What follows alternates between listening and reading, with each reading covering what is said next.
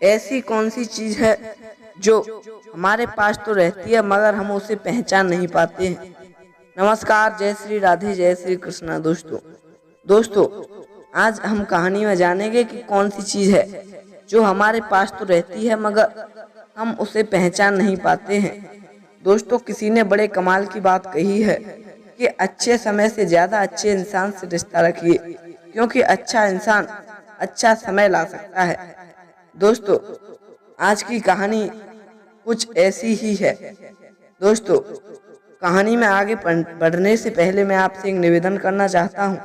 यदि आपने हमारे इस चैनल को सब्सक्राइब नहीं किया है तो कृपया चैनल को सब्सक्राइब अवश्य कर लें। लाइक, शेयर, कमेंट करना तो बिल्कुल ना भूलें। दोस्तों, आइए कहानी शुरू करते हैं। भगवान गौतम बुद्ध की और उनके शिष्य की कहानी, जो बहुत ही छोटी सी कहानी है।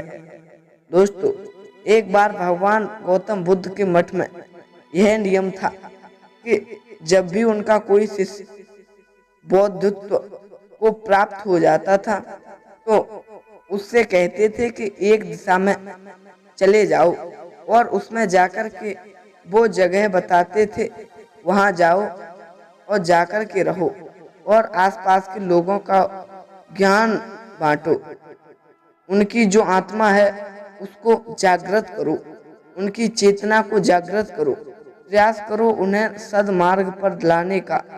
उनका एक शिष्य था जो 6-8 साल से वहां मठ में रह रहा था। साथियों, तपस्या कर रहा था और एक दिन वह परेशान हो गया कि मेरे गुरुदेव ने मुझे अब तक आदेश क्यों नहीं दिया कि जाकर के प्रवचन करो, यहाँ से चले जाओ, अपना खुद का जो है आश्रम बनाओ। इसी बात पर वो नाराज होकर के वह भगवान गौतम बुद्ध के पास गया और जाकर के कहने लगा कि गुरुदेव, मेरी तपस्या में ऐसी क्या कमी रह गई कि मैंने ज्ञान अर्जित नहीं किया कि अब तक आपने मुझे आदेश नहीं दिया कि जाओ, जाकर के दूसरी जगह पर जाकर ज्ञान बांटो। साथियों, क्या मैंने ज्ञान अर्जित नहीं किया? क्या मैंने बौद्धत्व प्राप्त नहीं की?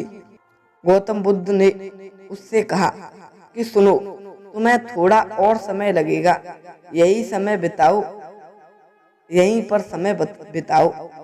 तो वो और ज्यादा चिढ़ गया और कहने लगा, गुरुदेव, मतलब आपके ज्ञान में कमी रह गई, आप मुझे ज्ञान नहीं दे पाए।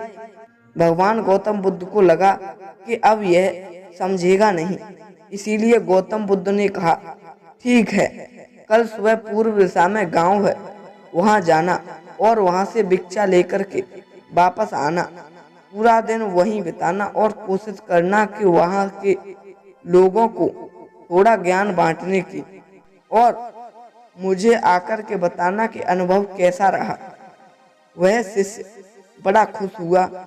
उसको लग रहा था कि अब तो मैं उन लोगों को ज्ञान बांट दूंगा और मेरे गुरुजी बहुत खुश हो जाएंगे और मुझे कहीं दूसरी जगह जाने का आदेश दे देंगे।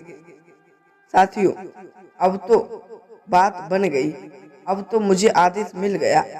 वह गया सुबह सुबह उस गांव में भिक्षा मांगने के लिए। पूर्व दिशा में शाम में जब आया तो पट्टी बंधी हुई थी, हाथ पैर पर चोट के निशान थे। भगवान गौतम बुद्ध ने पूछा, ये तुमने क्या हाल बना लिया है? तो गौतम बुद्ध ने उसको महलम पट्टी लगाई, दवाई दी। तो उसने बताया कि आपने कैसे गांव में मुझे भेज दिया।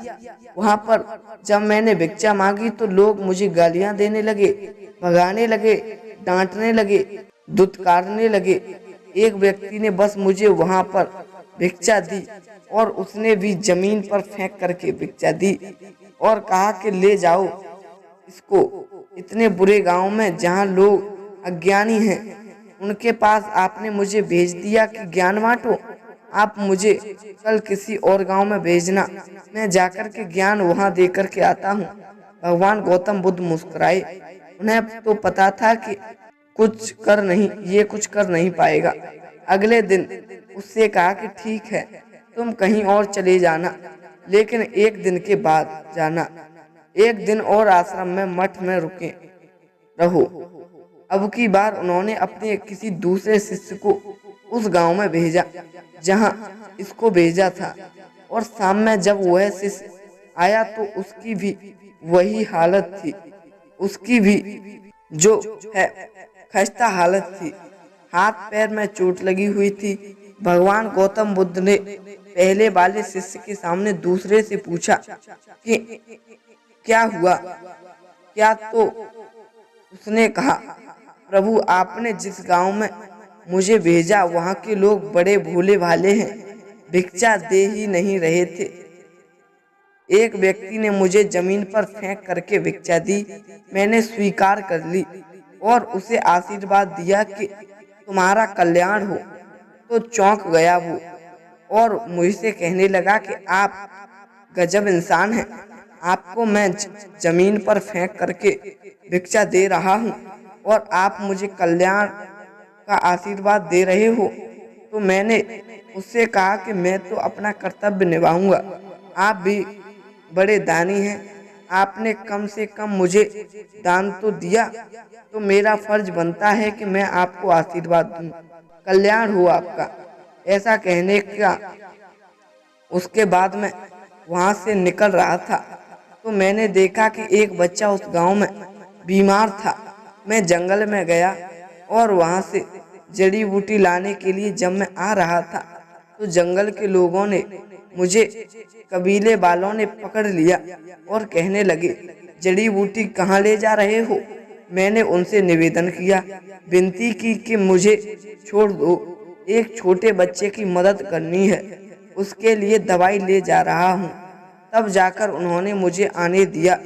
जब मैं गांव में आकर के उस बच्चे की मलहम पट्टी कर रहा था तो गांव वाले मुझ पर हमला करने लगे।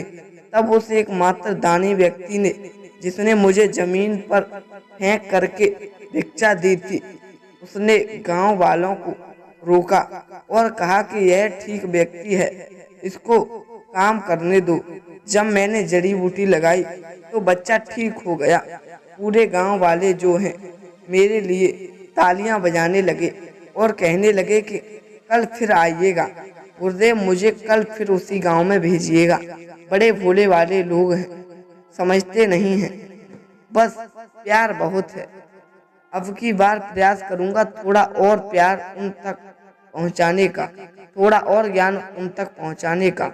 वह ज्ञानी तो है, लेकिन बस अनजान व्यक्ति से बात करने में डरते हैं। वो जो पहला शिष्य था जो एक दिन पहले उस गांव में गया था, वो सुन रहा था और समझ रहा था। भगवान गौतम बुद्ध के चरणों में गिर गया, कहने लगा, देव गुरुदेव, कमी मुझ में थी, आपने ज्ञान तो बहुत सारा दिया, लेकिन मैं आचरण में नहीं ढाल पाया। अपने अहंकार को ऊपर रखा और उसी गांव के लिए लोगों को पहचान नहीं पाया। वहां से मार खाकर चला आया। मार तो इन्होंने भी खाई, लेकिन इनका अहंकार मिट चुका है और यह समझ चुके हैं कि लोग भोले वाले हैं।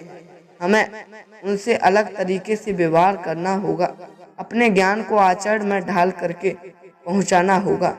यह छोटी सी कहानी जिसका सार ये कहता है कि अच्छा इंसान बनने पर ध्यान दीजिए, अच्छा समय अपने आप चला आएगा। अच्छा समय लाना चाहते हैं लेकिन अच्छा इंसान नहीं बनना चाहते। सारी कमी हमारे ही अंदर है, सारी गड़बड़ हमारे ही अंदर है।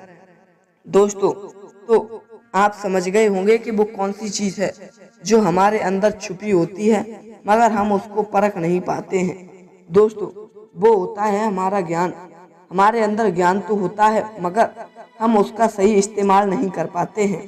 साथियों, जैसे कि जो पहले उन गुरुदेव का शिष्य गया था वो तो मार खा कर के वापस लौट आया, मगर जो दूसरा शिष्य था उसे अपना अनुभव था, उसे अपने ज्ञान को कैसे अर्जित करना है उसे पता था, इसीलिए उसने मार तो खाई मगर लोगों का दिल जीत लिया। साथियों, उम्मीद करता हूँ आपको यह छोटी सी कहानी पसंद आई होगी। यदि अच्छी लगी तो कृपया चैनल को सब्सक्राइब अवश्य कर लें। लाइक शेयर कमेंट करना तो बिल्कुल ना भूलें। दोस्तों, फिर मिलेंगे ऐसे ही नए इंटरेस्टिंग टॉपिक के साथ। तब तक के लिए सभी भक्तों को जय श्री राधे, जय श्री कृष्णा, जय हिंद, जय शिव।